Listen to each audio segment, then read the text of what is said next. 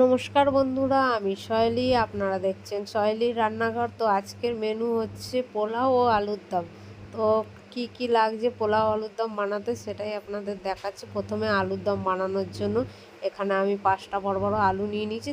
এর আলুটা ছাড়িয়ে ধুয়ে রেখেছি। এবার দেখুন এরকম মিডিল বরাবর চ্যাপটা করে কেটে নেবেন, তাহলে আলুগুলো ভালো করে সেদ্ধ হয়, তাড়াতাড়ি হয়ে যায় এরকমভাবে কেটে নিলে। তো আমি সব আলুগুলো কেটে নিয়েছি। এবার আলুগুলো তুলে নিচ্ছি, আপনারা এরকম করে কেটে নেবেন। তো এবার যে বাকি মশলা রয়েছে আদা রসুন পেঁয়াজ টমেটো সব কেটে কুচিয়ে আমি একবার মিক্সিং জারে দিয়ে পেস্ট করে নিয়ে আসছি। চলুন, আমি সব একবারে দিয়ে পেস্ট করলাম, তাতে এটা ভালো হয়, একটু খেতে টেস্ট হয় আলাদা। তো এখানে কড়াইতে তেল গরম হয়ে গেছে, দিয়ে দিচ্ছি কেটে রাখা আলুর টুকরোগুলো এক এক করে দিয়ে ভালো করে সব দিয়ে দিচ্ছি। এবার নুন ও হলুদ দিয়ে এবার ভেজে নেব সুন্দর করে, আস্তে আস্তে করে গ্যাসের ফ্লেমটা কম করে দিয়ে, যাতে আলুটা ভালো করে সেদ্ধ হয়ে আসে ওরকম করে ভেজে নেবো লাল লাল করে।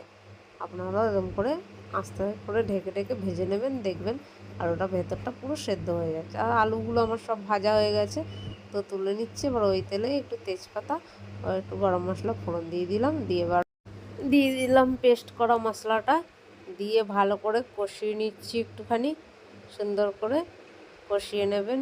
আপনারা এইভাবে পেস্ট করে নিতে পারেন সব কিছু একবারে, এটা স্বাদটা একটু আলাদা হয়।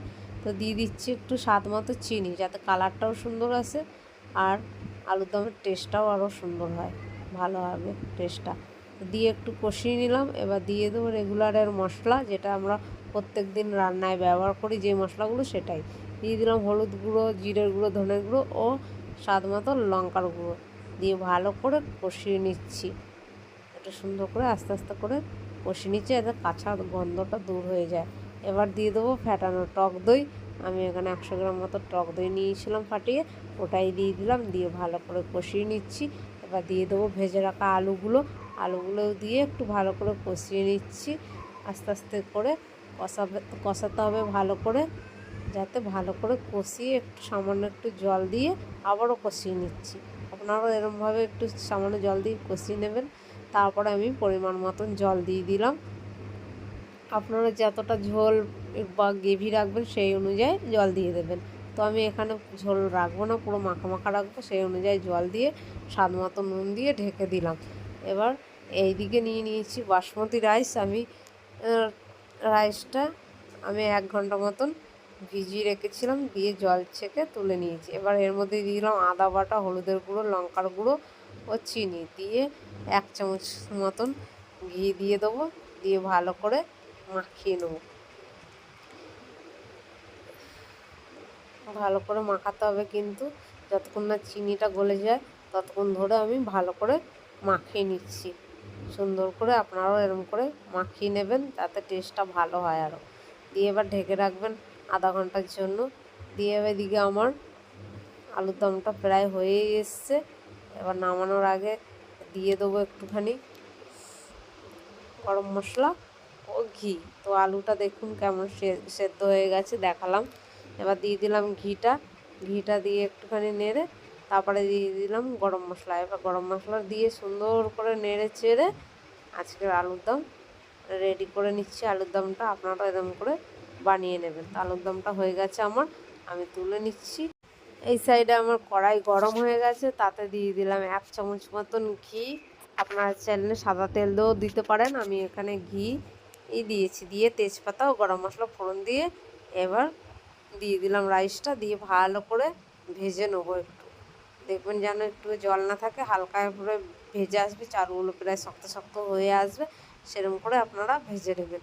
তো আমি এখানে নেড়ে চেড়ে সুন্দর করে ভেজে নিয়েছি। এবার দিয়ে দেবো জল, পরিমাণ মতো জল দিয়ে, এবার যতটা চাল আছে তার 1 কড় বেশি আমি জল দিয়ে দিলাম। আপনারা যদি বুঝতে না পারেন তো 1 বাটি চালে 2 বাটি জল আপনারা দিয়ে দেবেন, সেই বুঝেই হয়ে যাবে। যদি আজকের এই রান্নাটা ভালো লেগে থাকে তো অবশ্যই একটা লাইক করবেন আর কমেন্ট করে জানাতে ভুলবেন না। তো আমি পুরো জলটা দিয়ে দিয়েছি। এবার ঢেকে দেবো, ঢেকে দেখুন ফুটে আসছে প্রায়, সেই সময় ঢাকনাটা দিয়ে দিলাম। দিয়ে এবার একবার মিডিলে খুলে দেখে নেবো জলটা কীরকম টেনে গেছে বা কতটা বাকি আছে সেদ্ধ হতে। তো দেখুন প্রায় হাফটা হয়ে গেছে, একবার ঢেকে রাখছি, পুরোটাই হয়ে যাবে। এবার আবার ঢাকনাটা দিয়ে দিলাম, দিয়ে 5 মিনিট মতো রাখছি। পুরো গ্যাসের ফ্লেমটা কম করে দিয়ে রাখবেন, দেখবেন আস্তে আস্তে হয়ে যাবে। প্রথমে 10 মিনিট জোরে জলটা ফুটে আসবে, তখন কমিয়ে দেবেন। দিয়ে দেখুন ঝরঝরা হয়েছে কত সুন্দর।